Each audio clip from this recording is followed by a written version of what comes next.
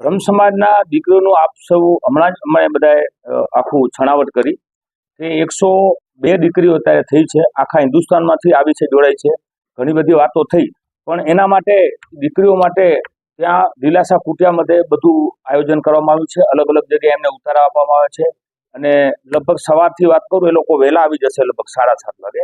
8 વાગે એ લોકોએ નાહી ધોઈ તૈયાર થઈ જનોઈને બટુકો લેવાના છે અને દીકરીઓ અને દીકરાઓ એ બધા 8 વાગે ત્યાં અમારા જે જગ્યા છે ત્યાં નક્કી કરવું છે ચોરી લગ્ન કરવાનું અને મંડપારોપણ અને ગ્રહ શાંતિનું. એમાં સવારના ભાગે મંડપારોપણ ગ્રહ શાંતિ 8 વાગ્યાથી ચાલુ થશે. 19 તારીખના સવારથી લોકો ત્યાં બધા પહોંચી આવશે. કદાચ એના સંબંધીઓ પાછળથી આવે પણ એના પરિવારના બંને પરિવારના દીકરા દીકરીઓ અને જનોઈ લેવાના છે બટુકો. એમ વાગે લગ્ન વિધિ ચાલુ થશે. 12:39 લગભગ હસ્તમેળાપ થશે શુભ મુહૂર્તમાં, કારણ કે આ બધા ભૂદેવો છે એટલે ભૂદેવો તો આપણું કાંઈ એવું સારા મુહૂર્તમાં જ કરે, તો આ તો ભૂદેવોની દીકરીઓ છે.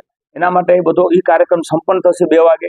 2 વાગે પછી બધાને ત્યાં ભોજન લેવાનું છે સાથે. ભલે 25,000 લોકો આવવાની, 25,000 થી 30,000 અમારી ગણતરી છે. એ લોકો ભોજન લેશે, થોડી વાર આરામ કરશે, પછી પાછું 3 વાગે જે સત્કાર સમારંભનું આયોજન છે એ 3 વાગે સ્ટાર્ટ થશે. એમાં મેં જેમ પહેલા વાત કરી, દિનેશભાઈ કરી, આખા હિન્દુસ્તાનમાંથી અમારા સમાજના અને અન્ય સમાજના દરેક સમાજના લોકોને મેં ઇન્વાઇટ કર્યા છે, બધા લોકોને.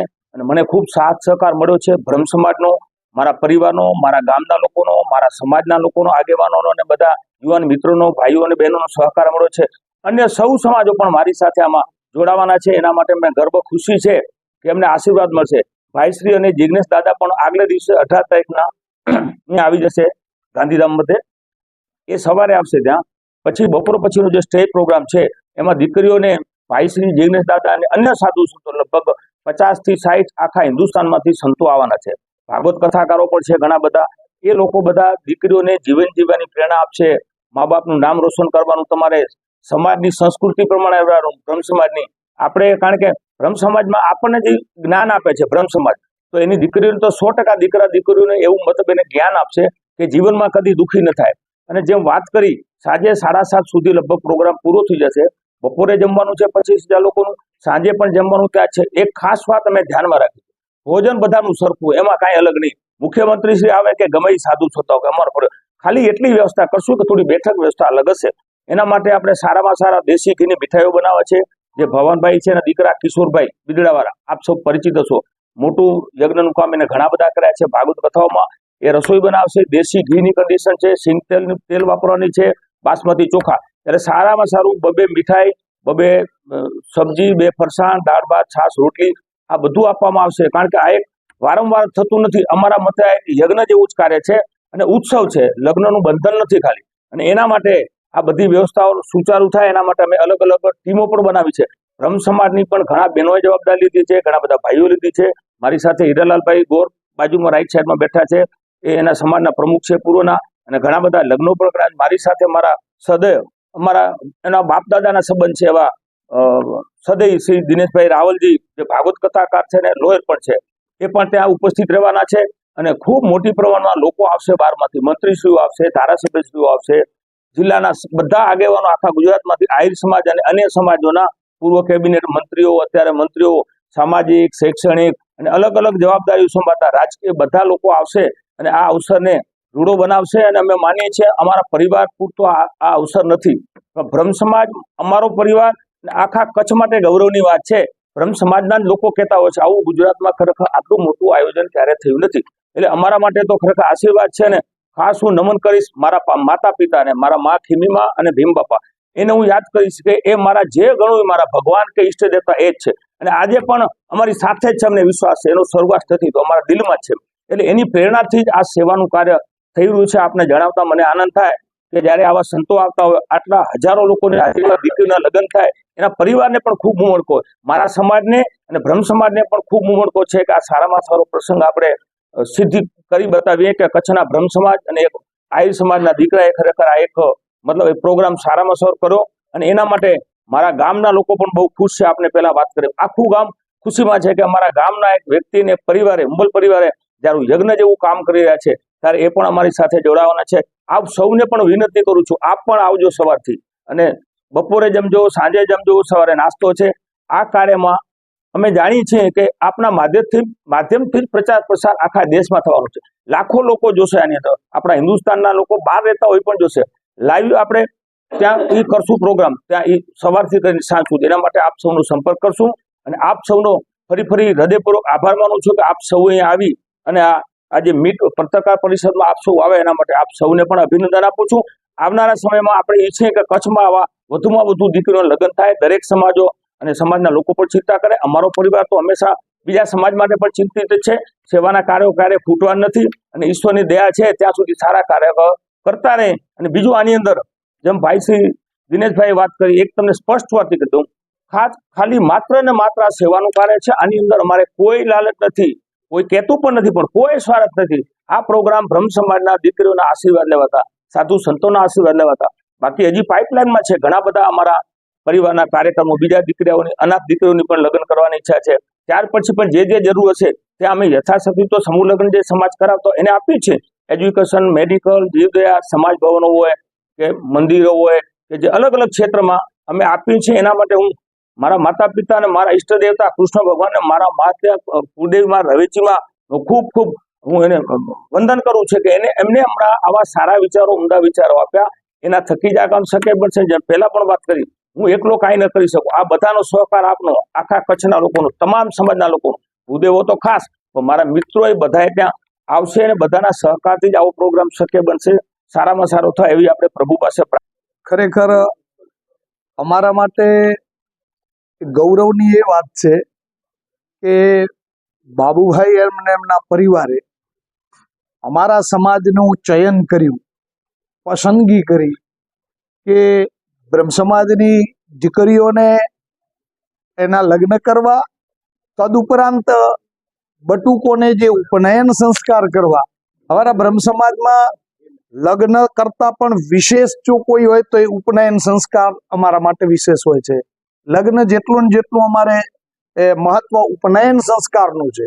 એટલે અમે તો એમ માની છીએ કે આમાં 102 દીકરીના માત્ર લગ્ન છે એમ નથી, પણ એની સાથે જો આ 165 ઉપનયન સંસ્કારને જોડી દઈએ તો અમારા માટે તો 267 આ લગ્ન છે એમ અમારે માનવું જોઈએ.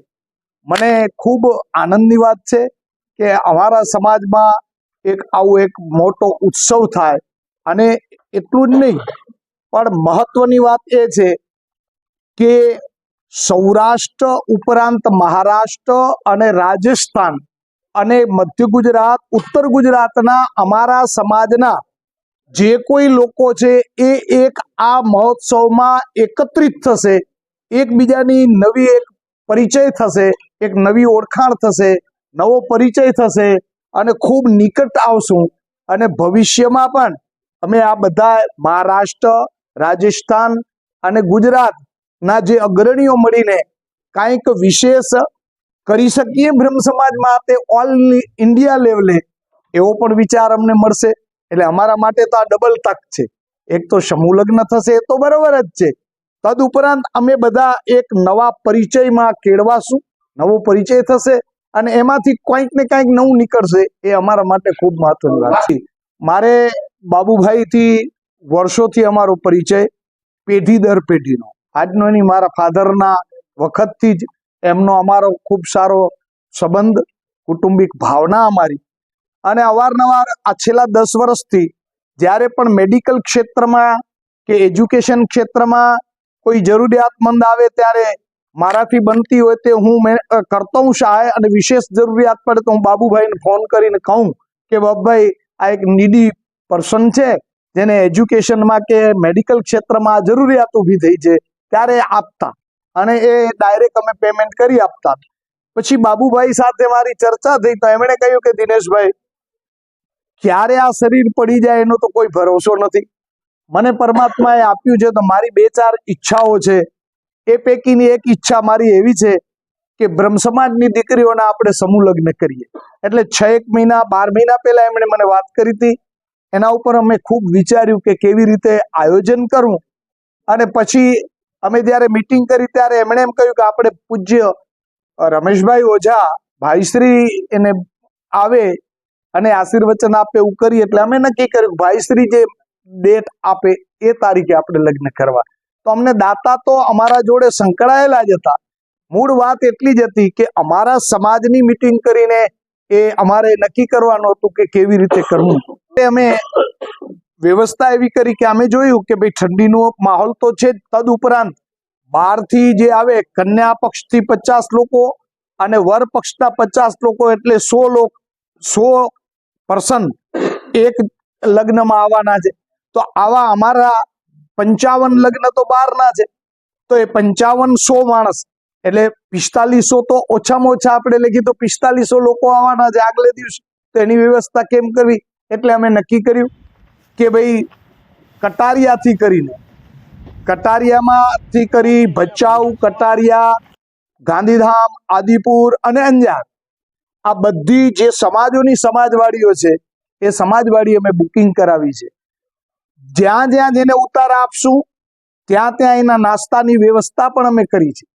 ત્યાં અમે એને નાસ્તાની વ્યવસ્થા પણ અમારે કરેલી છે કે ત્યાંથી તૈયાર થઈને 8:30 વાગે આ જે લગ્ન સ્થળ છે લીલાસા કુટિયા, ત્યાં બધા આવે એટલે પૂરી વ્યવસ્થા કરી છે. લોકોએ સહયોગ આપ્યો. ખરેખર દરેક સમાજના જે ટ્રસ્ટીઓ પ્રમુખો છે એનો અમે આભાર માન્યો. ખાલી ટેલિફોન કર્યો છે અને ટેલિફોન કર્યો એટલે એમણે તરત જ બુકિંગ કરી લીધી છે કે નહીં અમે આ તારીખ તમારી બુક, અમે બધી જ વ્યવસ્થા કરશું. એટલું જ નહીં પણ અમને તો તમને એક ખાલી એક્ઝામ્પલ આપું, અમારે ભચાઉમાં હર્ષદભાઈ ઠક્કર છે, જે એને ખાલી ફોન કર્યો તો એને કહ્યું કે તમે ચિંતા ન કરો, નાસ્તાની વ્યવસ્થાની વ્યવસ્થા અમે અહીંયા કરી દઈશું. નંદુભાઈ, આ બધા જે ઘણા બધા નામાંકિત છે જેના નામ હું લઉં તો લાંબુ થાય. પછી 8:30 વાગે થી આ ત્યાં જાન આવી જાય એટલે 9 વાગ્યાથી અમારી વિધિ શરૂ થશે. એમાં અમે ગણેશ, માંડવા, ગ્રહ શાંતિ અને ઉપનયન સંસ્કારની વિધિ કરશું. એ અમારી વિધિ લગભગ 12-12:30 સુધીમાં સંપન્ન થઈ જાય એટલે અમે દીકરા દીકરીઓને તૈયાર થવા માટેનો સમય મળવા જોઈએ. પછી 2-2:30 વાગ્યાથી પાછી અમારી આ લગ્નની વિધિ માટે અમે એ બધાને બોલાવશું અને લગ્નની વિધિ થશે. એટલે અમારે લગભગ 4-4:30 સુધીમાં લગ્નની વિધિ નહીં બધું 2 વાગ્યાથી 4 વાગ્યા સુધીમાં સંપન્ન થઈ જાય.